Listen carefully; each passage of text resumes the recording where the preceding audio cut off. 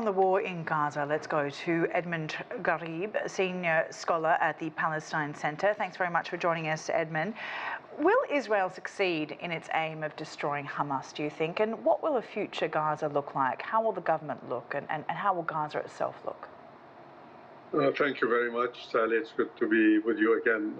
Clearly, what we are seeing now is a situation that is getting almost daily, but minute by minute, getting much worse. We're seeing a large number of people who are killed, most of them it has reached the number over 52,000 people, according to the latest figures that we've heard from some of the international humanitarian organizations.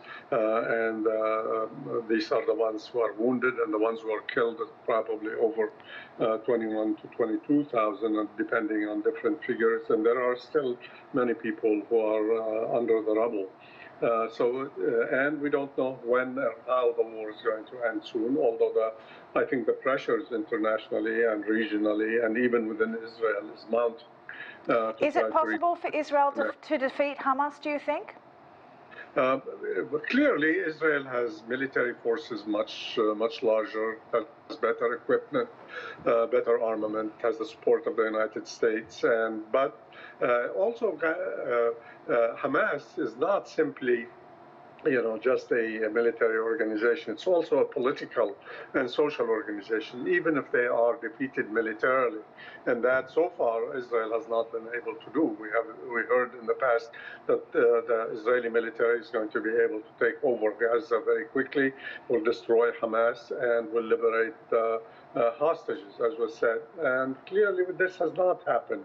Instead, we have seen increased number of casualties, civilian casualties, including especially children and women, who are probably around 60 to 70% of the people who have been killed. In addition to that, we are seeing also increasing pressure on the Israeli government from the international community. We're seeing the votes.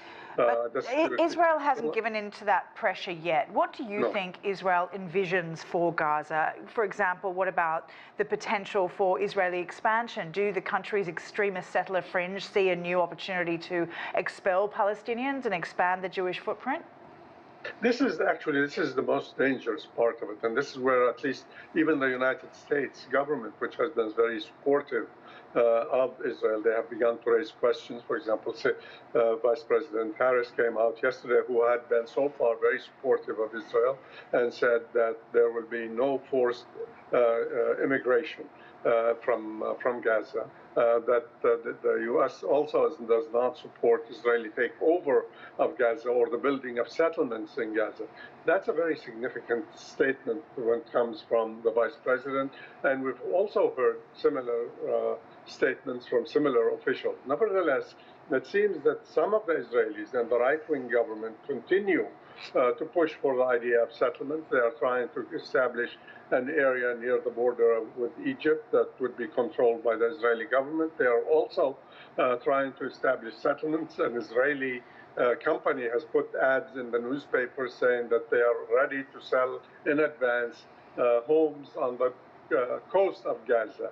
Although later on, after a lot of criticism, they were forced to withdraw their statements, and they said this was a joke. But they said they were offering to sell land and homes on the Gaza's borders.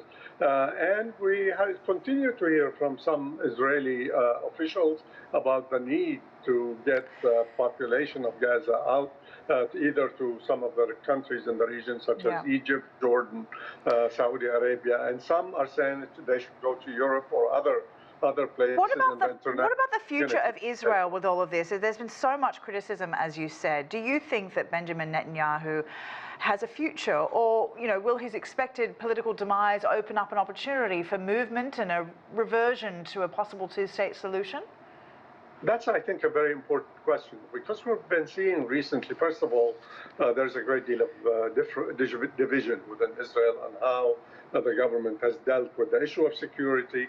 Many people blame Prime Minister Netanyahu and his right-wing government for trying to, what they called was the reform of the judicial system in Israel. But instead of they believe that the real reason, because it was not really to reform the system, because all they wanted to do was increase central government and executive control over the judiciary. But I think the other factor that we are hearing now more and more, that many people are criticizing the Israeli government for being responsible not for what happened on October 7th and not being aware or responsive, because there were also suggestions and there was information that was sent to the Israeli government. And Netanyahu blamed the military, and he blamed also the intelligence services, and has not apologized for this. This has created also a great deal of disagreement and criticism of his policies. In addition to that, many, especially the families of the hostages, have blamed Prime Minister Netanyahu that he has not done enough to